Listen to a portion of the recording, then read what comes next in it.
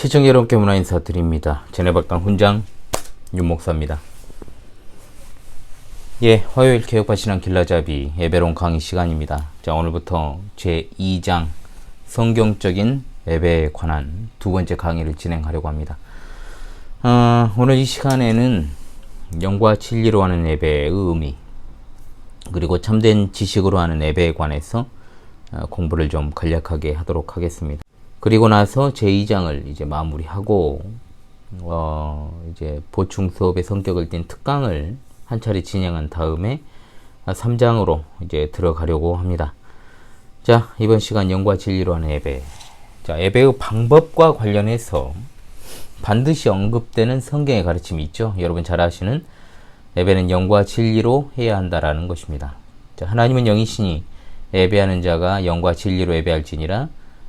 개혁 성경은 신령과 진정으로 라고 번역이 되었습니다. 이 말씀이 너무나 우리 성도들에게 익숙한 말씀이고, 또 예배 시에도 실제로 많이 자주 인용되는 말씀이기도 합니다. 그러나 이 말씀을 들어 알고는 있지만 의미를 알지 못해서 그릇되게 이해하는 경우들이 꽤 있습니다. 일단 여기 영과 진리라는 말이 앞서 말씀드렸던 것처럼 개혁 성경을 아직 보고 계시는 성도님들이 많으시니까요. 신령과 진정으로라는 말로 번역이 되었습니다.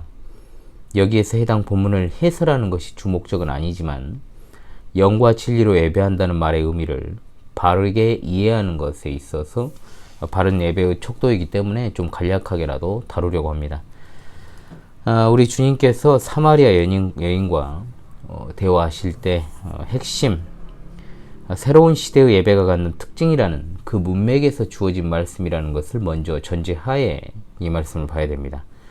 여기 나오는 영과 진리로 예배한다는 것을 어떻게 해석하느냐에 따라서 새로운 시대의 예배가 어떤 특징을 갖는 것인가에 별것 아닌 것 같지만 상당히 미묘한 차이가 발생을 하게 되죠. 일단 영과 진리에 대한 가장 보편적인 이해는 영을 성령으로 보고 성령 안에서 진리로, 즉 하나님의 말씀으로 라고 이해하는 것입니다. 굉장한 이제 보편적인 이해죠. 이것은 매우 설득력 있는 해석이라고 할 수 있는데, 이렇게 본문을 본다면 여러 적용점들이 또 도출이 가능합니다. 또 많은 분들이 이와 같이 이해하고 해석을 하고 있죠. 또 한 가지는 영과 진리에서 이 영을 예배자 자신을 가리키는 것이고, 진리라는 말은 예전 개혁 성경처럼 진정으로 라는 뜻으로 이해하는 것입니다. 어느 해석도 신학적으로는 문제가 되지 않기 때문에 이것이 어떤 결정적이거나 교리적인 차이를 불러오는 것은 아니지만, 적어도 문맥에 따라 해석을 하게 되면 주님께서 사마리아 여인과의 대화에서 강조하신 것은 자신의 사역과 그로 말미암아 있게 될 때에 관한 것이다 라는 것을 알게 됩니다. 주님께서는 자신의 죽음과 부활로 하나님과 인간 사이를 가로막던 휘장이 찢어지게 된 때와 관련해서 영과 진리로 예배할 것을 말씀하신 것입니다. 즉 그리스도의 죽으심과 부활로 인해 이제 희생제물로 제사를 드리던 옛 방식이 아니라 개개인이 제사장으로서 하나님 아버지께 나아갈 수 있게 되었다라는 사실을 강조한 것이죠. 그런데 여기서 영을 성령님으로 해석을 하게 되면 예수 그리스도를 통한 구원과 그에 따른 예배의 변화에 맞춰진 때에 관한 강조가 흐려지게 됩니다. 예수님께서 요한복음 4장에서 말씀하신 새 시대의 예배가 갖는 결정적인 특징은 성령 안에서 드리는 예배가 아니라 이제 주님이 베푸신 대속의 은혜로 말미암아 각 사람이 제사장이 되어서 하나님께 담대하게 나아가 찬송의 제사를 드리게 되는 것이죠.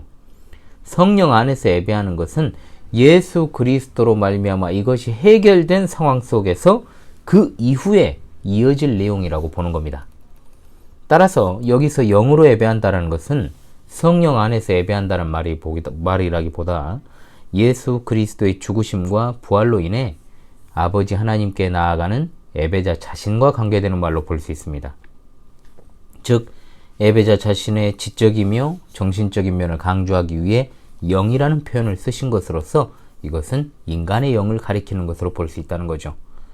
그러므로 영으로 예배한다는 것은 눈에 보이는 의식과 희생 제물로 드린 구약시대의 예배와는 달리 예수 그리스도로 인하여서 죄사함을 받고 지성소를 가리던 휘장이 찢어진 조건에서 다른 의식이나 희생제물 없이 전인격적으로 하나님께 나아가는 것을 말하는 겁니다.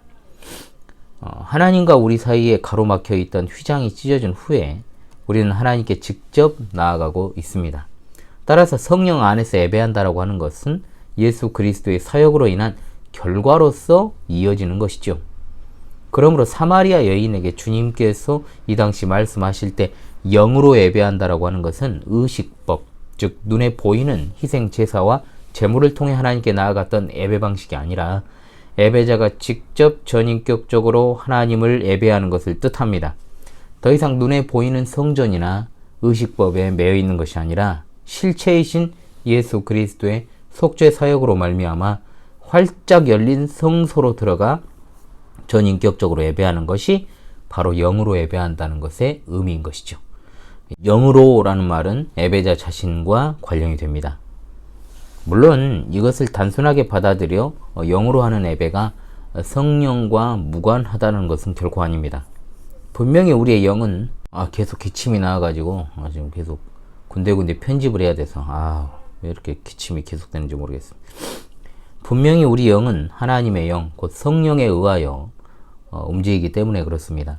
요한복음 4장의 푸뉴마는 문맥상으로는 예배하는 사람의 영이라고 볼 수 있지만 그의 영이 성령님과 무관하게 하나님께 예배하는 것은 결코 아니죠. 예수님께서는 성령에 의해 움직이는 우리의 영 또는 내면, 전인격, 마음으로 예배할 것을 말씀하셨습니다. 따라서 영과 진리로 예배하라고 하신 예수님의 말씀에서 영은 예수 그리스도를 통해서 더 이상 눈에 보이는 의식과 희생 제물이 아니라 자유롭게 하나님께 나아갈 수 있는 인간의 심령 또는 전 인격을 가리키는 말로 새로운 시대에 우리가 드릴 예배라는 뜻입니다. 이해되시죠, 여러분? 자, 그렇다면 이제 진리로 예배한다는 말의 뜻은 무엇일까요? 자, 기본적으로 이 진리라는 헬라어는 진리 또는 진실 그리고 진정이라는 뜻을 가지고 있습니다.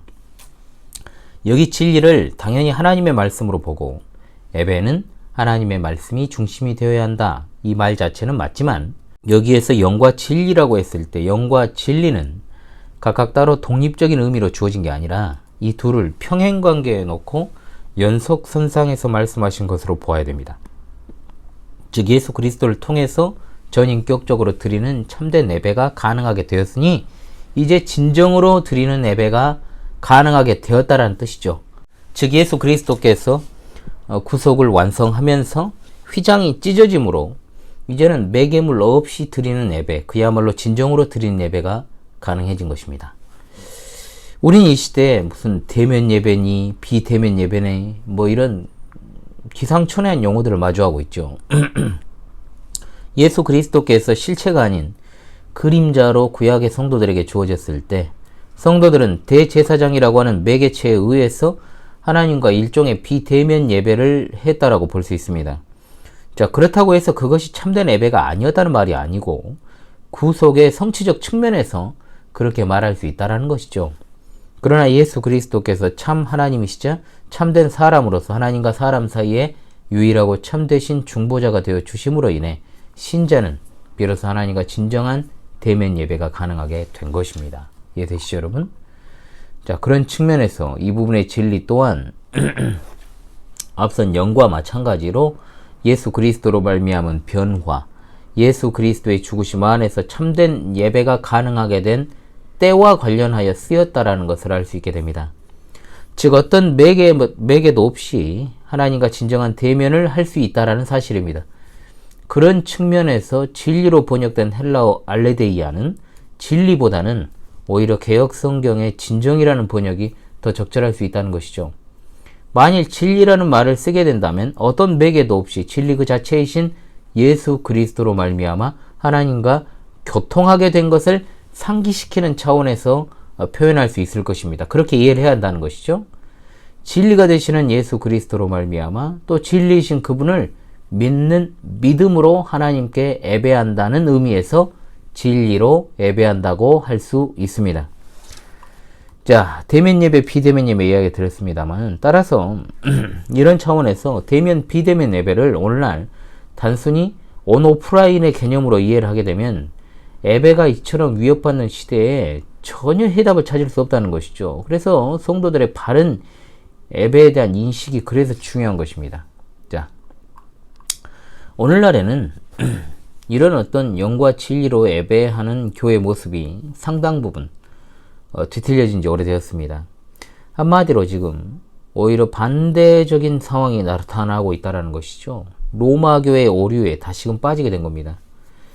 사악한 로마교는 사제들이 미사, 이것은 제사를 가리키죠. 미사를 집례하면서 그리스도 외에 다른 중보자들을 끌어들이고 하나님께로 나아가는 길에 혼선을 주고 흐트러뜨리는 그런 일들을 수행합니다. 아무리 그들의 미사가 외관상 그럴듯해 보여도 그것은 이교도의 희생제사이지 예배가 될 수 없습니다. 따라서 절대로 영과 진리로 예배하는 것이 될 수 없다는 것이죠. 예수 그리스도를 통해서만 하나님과 진정한 대면 예배가 가능합니다. 예수 그리스도를 의지해야만 참되게 예배할 수 있다는 뜻입니다. 그러나 코로나 이전에도 한국교회 다수의 예배는 이런 어떤 핵심적인 측면이 빠진 채로 외적으로는 밴드 악기, 음향, 조명, 객석과 같은 회중석, 연극 무대를 연상케 하는 강단, 화려한 크리스털 강대상 등으로 치장되어 있었고, 내용적으로는 비신자 중심, 불신자 중심의 예배, 즉 오로지 교회에 처음 출석한 이들을 위해 하나부터 10까지 세팅이 되어 있는 마케팅적인 열린 예배의 모습으로 변질이 이미 이루어져 있었다라는 것이죠. 굉장히 심각한 상황이죠. 설교조차도 어떻습니까? 고객을 위한 맞춤형 설교로 디자인되어서 세속적인 방향으로 흐르는 가운데 어떻게 영과 진리로 예배하는 것이 가능하겠습니까? 전 존재를 다하여 하는 예배가 참되게 예배하는 것임에도 불구하고 기본적인 측면이 무너져 있으니까 예전에 치중하는 로마교와 다를 바 없이 아직도 예배당을 성전이라 부르며 예배당 건축을 성전 건축이라고 이렇게 부르는 무식한 자들이 아직도 많죠. 아직도. 그들은 예배당을 크게 지어야 하나님이 영광을 받으시는 것처럼, 그리고 어느 정도 갖춰진 예배당에서 예배하지 않으면 그것이 합당하지 않은 것처럼 호들갑을 떠는 자들인데, 아직도 그런 자들이 남아있다는 것은 갈 길이 너무나도 멀고 교회가 정말 미래가 암울하다는 것을 의미하죠. 지금 한국교회는 다시금 교회의 개혁자들이 힘을 쏟았던 때로 돌아가서 예배의 개혁에 힘을 써야 됩니다. 총체적으로 무너져 있는 현실이지만 그래도 이 시대에 다시금 바르게 세워야 되는 것이 예배입니다. 지난 정부 초기부터 시작해서 계속된 정부의 정치 방역으로 인해서 교회가 어떻습니까? 예배당에 모여 예배하는 공적인 예배조차도 여러 모양으로 제한을 당했던 그런 때가 있었습니다. 그런 시점에 다시금 우리는 영과 진리로 예배하는 것에 전심을 쏟아야 된다 이 말입니다. 예수 그리스도를 믿음으로 말미암아 참되게 예배할 수 있게 되었다라는 그 자유와 기쁨을 다시금 회복해야 되고, 형식주의와 위선을 버려야 됩니다. 언제까지 그렇게 치중할 것입니까? 따라서 예배 시간에 딴 생각을 하거나 졸고 있거나 형식적으로만 앉아있는 것이야말로 진정한 예배의 타락이 아닐까요? 코로나 이전에도 하나님께 마음을 다하 예배하지 않고 그저 몸으로 예배하는 자들이 예배당에 가득 차 있었습니다. 지금 정신을 차리지 않으면 더 큰 것이 오게 될 때 예배당 문은 완전하게 닫히게 될지 모릅니다. 예배 시간에 이런저런 잡생각하지 마십시오. 세상에 주는 즐거움과 염려, 그리고 사업, 직장, 이성에 대한 생각으로 시간을 허비하지 말라 이 말입니다. 하나님은 영이신데 어찌 마음 없이 몸으로만 섬기는 자들의 예배를 받으시겠습니까? 이는 아버지께 참되게 예배하는 자의 모습이 아니라 위선자의 모습이라는 것이죠. 유사 그리스도인이라는 금요일 강의를 잘 기억을 하십시오. 구약 시대에도 있었고 기독교 2000년의 역사 속에서도 끊임없이 이런 자들이 있었으며 지금은 더욱더 극에 달해 있다는 것을 여러분이 잊지 말아야 되는 말세지 말의 때라 이 말입니다. 하나님을 사랑함으로 하나님께 진실한 마음으로 감사의 반응으로 나아와서 전인격적으로 예배해야 됩니다. 우리 가운데 잔존하는 죄성이라고 하는 것은 여전히 우리로 하여금 예배하는 것을 귀찮아하고 수동적이고 형식적인 태도로 예배에 참여하고 싶은 욕망이 들게 한다는 거죠. 이런 것들과 싸우는 것이 바로 성도입니다. 예배는 의무가 아니라 특권입니다. 특권. 예배를 통해 회복되고 예배를 통해 은혜를 힘입어 세상과 마귀와 나 자신과 싸울 동력을 얻게 되는 것이죠. 예배를 망치게 되면 우리 삶도 망치게 됩니다. 같은 고난이라도 예배가 무너져 있는 자에게 찾아온 고난은 더욱더 가중된 고통을 가져다 주게 마련입니다. 예수 그리스도로 말미암아 주어진 이 복된 예배의 특권을 주님 곁에 가게 되는 그날까지 풍성하게 누려야 될 것입니다. 자, 다음 주제로 넘어가죠. 자, 그렇다면 이제 참된 지식으로 하는 예배에 대해서 공부합시다. 자, 참된 예배의 또 하나의 중요한 특징은 바로 뭐냐? 참된 지식에 근거한 예배입니다. 사회 전반적으로 굉장히 대한민국 사회가 반지성주의적 경향이 극심한 가운데 놓여 있습니다. 가뜩이나 지식적인 측면이 약한 한국교회가 예배 자체에서 지식이 약화되고 결여되어 있는 것은 매우 안타깝고 심각한 일이라 볼 수 있습니다. 우리 주님의 가르침 가운데 지식적 측면을 강조하는 부분이 있는데 그 부분을 찾아서 우리가 한번 공부하도록 하겠습니다. 한 율법사가 예수님을 시험하기 위해 이런 질문을 던진 적이 있죠. 율법 중에서 어느 계명이 크니까? 이 질문에 대해서 예수님께서는 신명기 6장 5절을 인용하셔서 이렇게 대답하십니다. 내 마음을 다하고 목숨을 다하고 뜻을 다하여 주 너의 하나님을 사랑하라 하셨으니 이것이 크고 첫째 되는 계명이요. 마태복음 22장 37절의 말씀입니다. 자, 여기서 우리가 파악해야 될 것은 좀 애매한 게 있어요. 뜻을 다한다라는 것입니다. 뜻이라고 하는 것은 여러분 우리 말로는 한자어 그대로 의지를 가리키는 말로 우리가 생각을 하죠. 그런데 마음과 의지를 구분하기가 좀 쉽지가 않습니다. 그렇죠? 그렇다면 원어적으로 뜻에 해당하는 헬라어 디아노이아가 어떤 의미를 지니고 있는지를 살피면 우리말의 이 의지와는 상당히 거리가 먼 단어라는 것을 우리가 알 수 있게 됩니다. 성경에서 이 단어가 약 12번 정도 사용되었기 때문에 용례상 많이 사용된 단어는 아닙니다. 그러나 기본적으로 이해, 지식, 깨달음, 통찰력이라는 의미를 가지고 있습니다. 성경의 용례대로 요한일서 5장 20절에 나오는 말씀이 이 단어에 대한 이해를 제공하고 있죠. 또 아는 것은 하나님의 아들이 이르러 우리에게 지각을 주사 우리로 참된 자를 알게 하신 것과 또한 우리가 참된 자 곧 그의 아들 예수 그리스도 안에 있는 것이니 그는 참 하나님이시오 영생이시라. 바로 여기 나오는 지각에 해당하는 헬라어가 디아노이아입니다. 예수님께서는 참된 자를 알게 하시기 위해 디아노이아를 주셨는데 디아노이아는 그리스도를 알게 하는 어떤 능력을 가리킨다는 거죠.